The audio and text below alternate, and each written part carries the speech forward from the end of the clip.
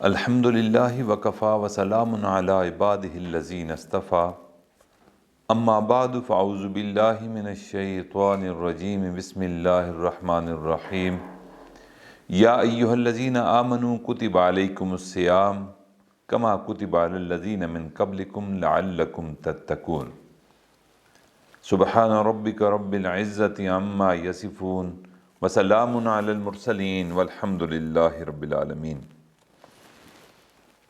یہ جو روزوں کی فرضیت کے متعلق اللہ تعالیٰ نے اس آیت مبارکہ میں حکم ارشاد فرمایا، اس آیت مبارکہ سے روزے کی فلسفہ اور حکمت واضح ہوتی ہے۔ ہمیں یہ پتہ چلتا ہے کہ روزوں کو کیوں فرض کیا گیا۔ غور کرنے کی بات ہے کہ اللہ تعالیٰ ایمان والوں کو سزا تو نہیں دینا چاہتے، یا اللہ تعالیٰ اس بات پر خوش نہیں ہوتے کہ میرے بندے پورا دن بھوکے رہیں، پورا دن پیاسے رہیں۔ اس سے اللہ تعالیٰ کو کوئی فائدہ نہیں ہوتا، کیونکہ ارشاد فرمایا کہ تم روزے رکھو، معلوم یہ ہوتا ہے کہ اس میں ہمارا اپنا ہی فائدہ ہے۔ اس میں بتلایا گیا کہ روزے تم پر اس لیے فرض کیے گئے تاکہ تم پرہیزگار بن جاؤ۔ یہ جو پرہیزگاری والا فلسفہ اور حکمت ہے میرے بھائیو، روزے کی فرضیت اسی وجہ سے ہے۔ اس روزے کا فلسفہ اور حکمت کیا ہے؟ وہ یہ ہے کہ انسان اپنے اندر تقوی پیدا کرے، اپنے اخلاق کو سنوارے، پرہیزگاری پیدا کرے اور اپنے آپ کو نیک اور پرہیزگار بنائے۔ ایک صحابی ہیں حضرت ابی ابن کعب رضی اللہ تعالیٰ عنہ، ان سے کسی صحابی نے پوچھا کہ حضرت تقوی کیا ہے؟ فرمایا کہ کبھی خاردار رستے سے گزرے ہو؟ کہا کئی دفعہ گزرا ہوں۔ پوچھا کیسے گزرتے ہو؟ کہا حضرت بڑا بچ بچا کر، سمٹ کر، کہ کہیں میرا دامن کسی کانٹے میں الجھ نہ جائے۔ فرمایا اسی کا نام تقوی ہے کہ اے انسان کہ تو دنیا کی زندگی میں ایسا سنبھل کے چل کہ تیرا دامن کسی گناہ سے آلودہ نہ ہو جائے۔ اسی کو تقوی اور پرہیزگاری کہتے ہیں۔ روزہ صرف بھوکے اور پیاسے رہنے کا نام نہیں، یعنی صرف کھانے اور پینے کا ہی روزہ نہیں ہوتا۔ آنکھ کا بھی روزہ ہوتا ہے، زبان کا بھی روزہ ہوتا ہے، کان کا بھی روزہ ہوتا ہے، دل و دماغ کا بھی روزہ ہوتا ہے۔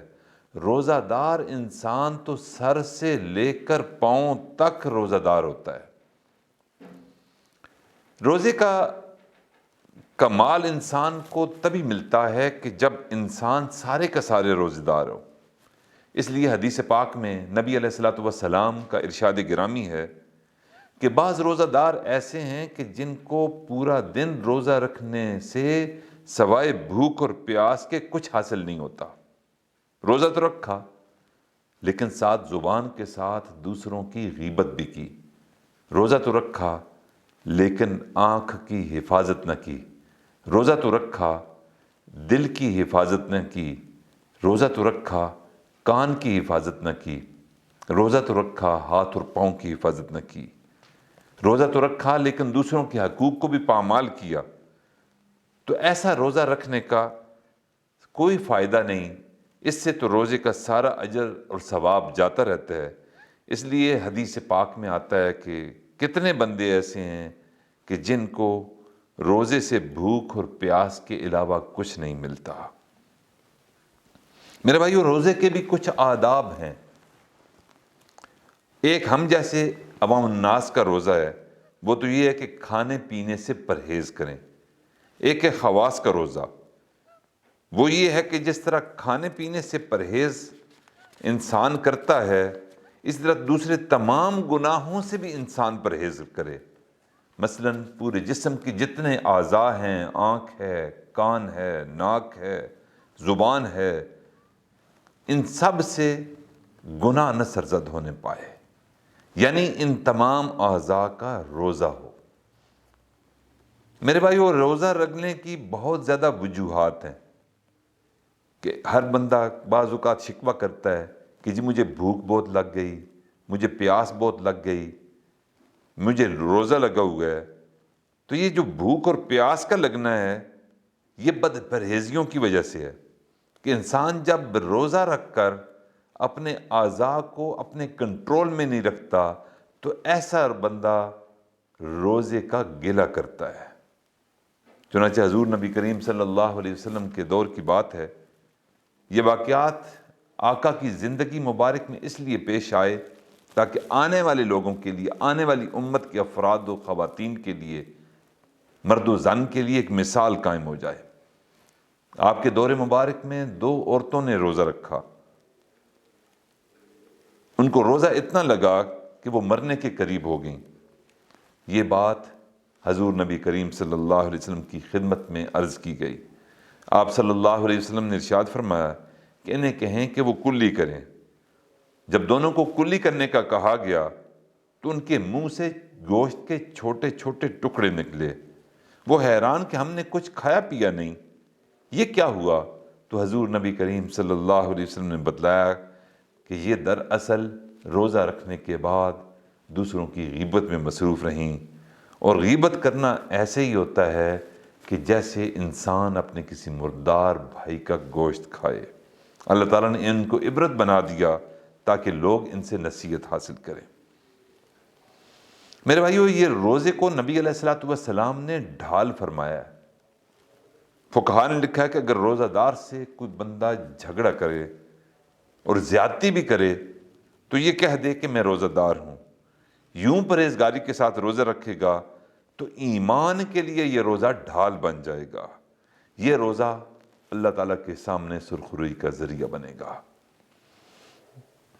معزز خواتین و حضرات، یہ روزہ ہمارے اندر پرہیزگاری پیدا کرنے کے لیے فرض کیا گیا۔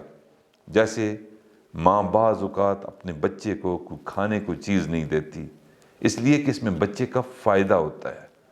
بچے کا جی چاہا کہ میں برف کھا لوں تو ماں نہیں دیتی۔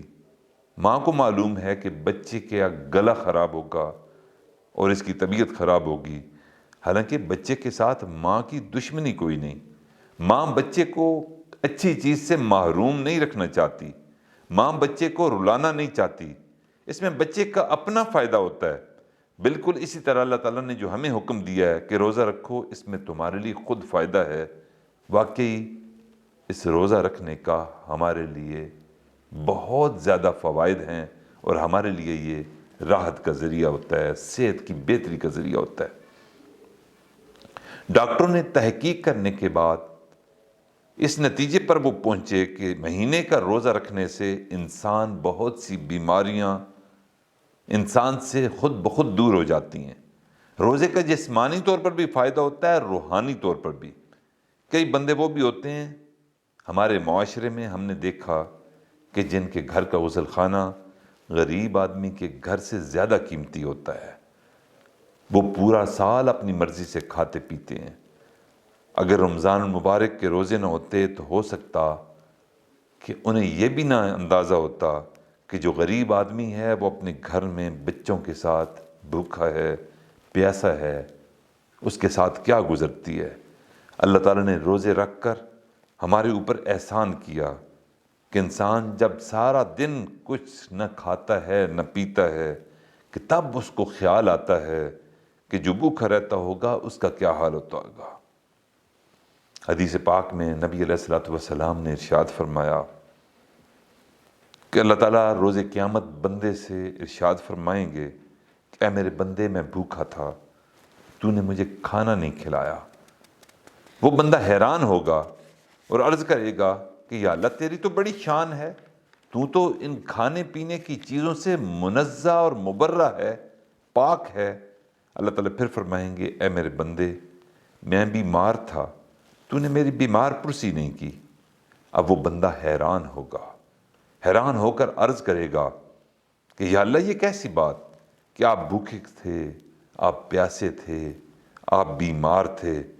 اللہ تعالیٰ فرمائیں گے کہ دنیا میں فلاں موقع پر تیرا پڑوسی بھوکا اور پیاسا تھا، تو نے اگر اس کو کھانا کھلایا ہوتا، پانی پلایا ہوتا تو یہ ایسے ہی ہوتا ہے جیسے تو نے مجھے کھانا کھلا دیا۔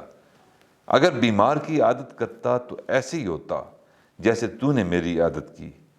انسان کو میرے بھائیوں اس وقت احساس ہوگا کہ دوسرے انسانوں کے ساتھ ہمدردی دوسرے انسانوں کی غم گساری پر اللہ تعالیٰ کے ہاں کیا ثواب ہوتا ہے۔ آج کا اچھا پڑوسی بن جانا بھی قسمت والوں کو نصیب ہوتا ہے۔ آج تو ساری کی ساری لڑائیاں، دشمنیاں پڑوسیوں کے درمیان ہوتی ہیں، حالانکہ پڑوسی کے حق کے بارے میں حضور صلی اللہ علیہ وسلم ارشاد فرماتے ہیں کہ جبریل امین میرے پاس اتنی مرتبہ آئے کہ مجھے شک ہونے لگا کہ مرنے کے بعد کہیں پڑوسی کو وراثت میں نہ شامل کر لیا جائے، لیکن ہمارا جھگڑا تو چلتا ہی پڑوسی کے ساتھ ہے۔ بچوں کی چھوٹی چھوٹی لڑائیوں پر ہم آپس میں الجھ پڑتے ہیں، تھوڑی دیر میں ہی رشتے ناطے ختم کر دیتے ہیں، حالانکہ اگر اس تعلق کو ہم نبھانے پر آئیں، سلجھانے پر آئیں تو یہ نبھ بھی جاتا ہے اور یہ سلجھ بھی جاتا ہے۔ میرے بھائیو، حضور نبی کریم صلی اللہ علیہ وسلم سے پوچھا گیا کہ آپ کو کس لیے مبعوث کیا گیا، تو آقا نے ارشاد فرمایا بعثت لأتمم مکارم الاخلاق، میں مکارم اخلاق کی تکمیل کے لیے بھیجا گیا ہوں۔ اچھے اخلاق میں سے ایک یہ بھی ہے کہ انسان پڑوسی کے ساتھ اچھا سلوک کرے۔ آج اس بات کی طرف توجہ دینا میرے بھائیوں بہت بڑا مسئلہ ہے، مشکل ہے۔ پڑوسی کی بات تو درکنار، بھائیوں کے ساتھ بھی بن کے رہنا آج کل بہت مشکل ہے۔ ہمارے اندر کی برائیوں کے اثرات ہمارے رشتہ داروں پر پڑتے ہیں، ہمارے اندر جو غلط اخلاق ہیں ان کے اثرات ہمارے ساتھ والوں پر پڑتے ہیں۔ تو روزے کا بنیادی مقصد یہ ہے کہ بھوکا رہنے سے انسان کو رزق کی قدر معلوم ہوتی ہے اور اس کے اندر پرہیزگاری کا جذبہ پیدا ہوتا ہے اور نعمتوں کی قدر کا احساس ہوتا ہے، اور واقعی انسان سوچے کہ روٹی کا ایک لقمہ جس کو ہم کھاتے ہیں افطار اور سحر میں، وہ کتنے مراحل سے گزر کر ہمارے سامنے آتا ہے اور ہم اس کو کھاتے ہیں اور اس منہ میں رکھتے ہیں۔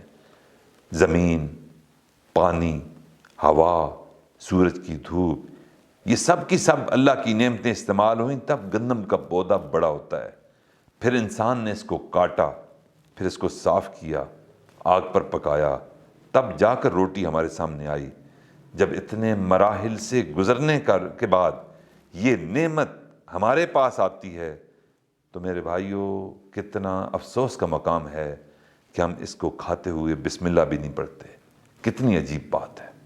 حضرت والد ماجد مرشد عالم رحمۃ اللہ علیہ کے شیخ حضرت خواجہ فضل علی قریشی رحمۃ اللہ علیہ کی کھیتی باڑی تھی، وہ زمین میں خود ہل چلایا کرتے تھے، خود کاٹتے تھے، خود بیجتے تھے، پھر وہ گندم آتی تھی خود گھر میں لاتے تھے، پھر رات کو عشاء کے بعد اپنی اہلیہ محترمہ کے ساتھ مل کر اسے خود پیسا کرتے تھے اور اسی آٹے سے بنی ہوئی روٹی خانقاہ میں آئے ہوئے افراد کو کھلائی جاتی تھی۔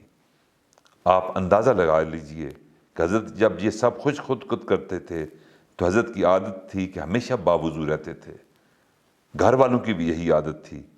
ایک دن حضرت نے کھانا پکوایا اور کھانا پکوا کر خانقاہ میں لے آئے۔ جتنے بھی سالکین خانقاہ میں آئے ہوئے تھے وہ کھانا حضرت نے ان کے سامنے رکھا، اور جب وہ کھانے لگے تو آپ نے انہیں کہا کہ تو ہمارے سامنے جو روٹی پڑی ہے اس کے لیے ہل چلایا گیا تو وضو کے ساتھ، پھر بیج ڈالا گیا تو وضو کے ساتھ، پھر اس کو پانی دیا گیا تو وضو کے ساتھ، پھر اس کو کاٹا گیا تو وضو کے ساتھ، پھر گندم سے بھوسے کو الگ کیا گیا تو بھوسے کے ساتھ، پھر گندم کو پیسا گیا تو وضو کے ساتھ، پھر آٹا گوندا گیا تو وضو کے ساتھ، پھر روٹی پکائی گئی تو وضو کے ساتھ، پھر آپ کے سامنے کھانا لا کر رکھا گیا تو وضو کے ساتھ۔ کاش تم وضو کے ساتھ اسے کھا بھی لیتے۔ میرے بھائیو، یہ قدردانی کا مہینہ ہے، نعمتوں کے شکر گزاری کا مہینہ ہے۔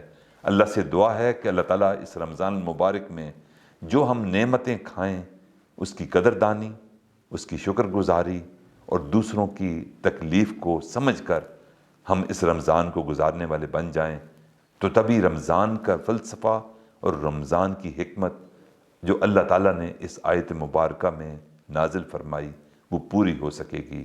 وآخر دعوانا ان الحمد للہ رب العالمین۔